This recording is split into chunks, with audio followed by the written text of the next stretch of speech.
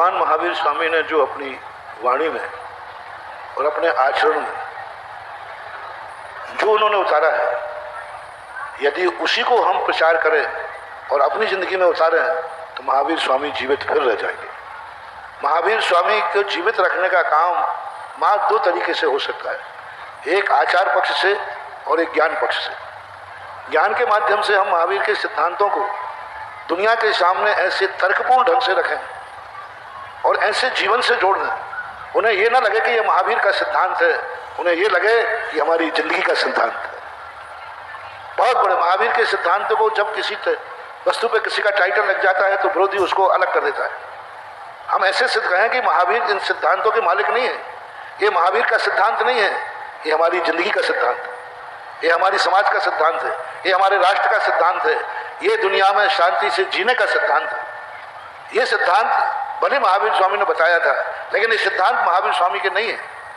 ये इस ढंग से डॉक्टर धनकर दयाल शर्मा ने एक बार कहा था कि ये जो 5 शील व्रत महावीर स्वामी ने बताए, यदि इस पर से महावीर की टाइटल की छाप को ध्यान में न रखा जाए तो विश्व की हर समस्या का समाधान इन 5 शील व्रतों से हो सकता है।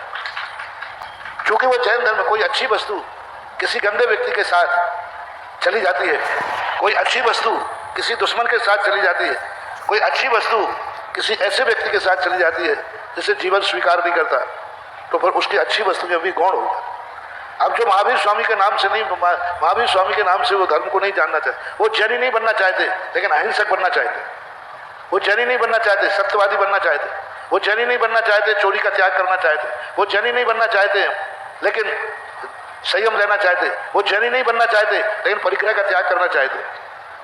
तो हमें कहना चाहिए कोई बात नहीं, चलेगा, चांडाल भी यदि 14 का त्याग करता है तो हमें जैनी बनाने की जरूरत नहीं है, हमें अहिंसक बनाने की जरूरत है।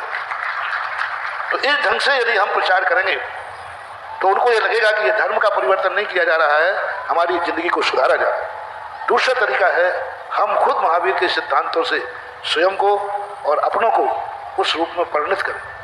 हम खुद महावीर के सिद्धांतों पर चलने का प्रयास करें और उनके चलने के सिद्धांतों को जी करके और उनसे अच्छा जी के दिखा दें जो महावीर के सिद्धांतों के विपरीत हैं, तो अपने आप हम शोरूम बन जाएंगे और शोरूम यदि अच्छा होगा तो सारे ग्राहक दौड़ के चले आएंगे।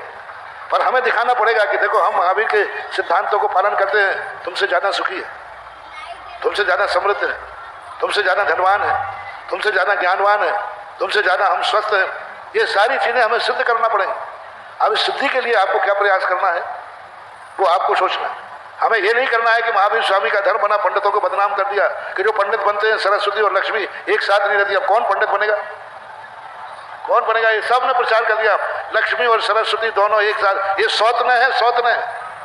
अरे मैंने तो किसी शास्त्र में सौतन नहीं पढ़ा, किसी भी शास्त्र में सौतन नहीं पढ़ा, पता नहीं लक्ष्मी और सरस्वती को सौतन किसने बना दिया। हमें तो ये जरूर पढ़ा है लक्ष्मी और सरस्वती दोनों बहनें हैं, दोनों बहनें।